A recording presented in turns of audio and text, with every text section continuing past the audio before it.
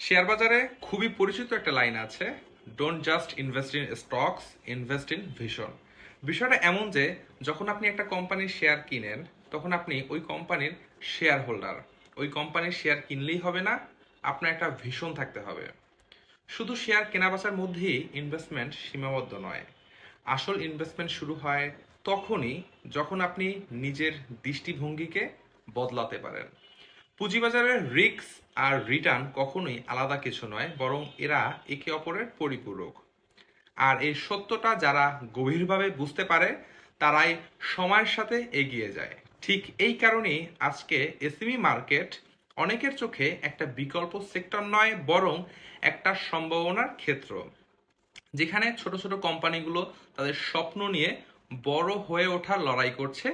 আর সেই লড়াইয়ের অংশীদার হতে পারে সেই সকল বিনিয়োগকারীরা যারা শুধু দাম দেখে সিদ্ধান্ত নেয় না, বরং কোম্পানির fundamental, cash flow, management quality, industry growth, news impact এবং ডিভিডেন্ডের হিসাব করে একটি পূর্ণাঙ্গ চিত্র তৈরি করতে পারে।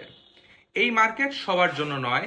এখানে দ্রুত লাভের লোভে আসা মানুষ খুব সহজেই হতাশ হয়ে পড়ে, কারণ এখানে ধৈর্য, বিশ্লেষণ আর আত্মবিশ্বাসী হচ্ছে আসল শক্তি।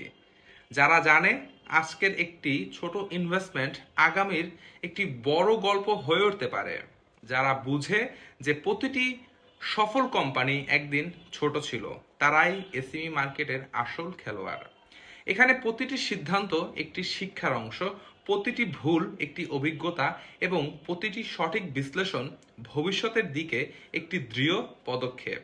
তাই যদি আপনি নিজের সত্যি পুঁজিবাজারে একটা অবস্থান তৈরি করতে চান, তাহলে শুধু ট্রেন্ড অনুসরণ না করে নিজের ভিশন তৈরি করুন, নিজের গবেষণাকে শক্তিশালী করুন, আর সাহস রাখুন এমন জায়গায় ইনভেস্টমেন্ট করার যেখানে অন্যরা এখনো দ্বিধায় রয়েছে।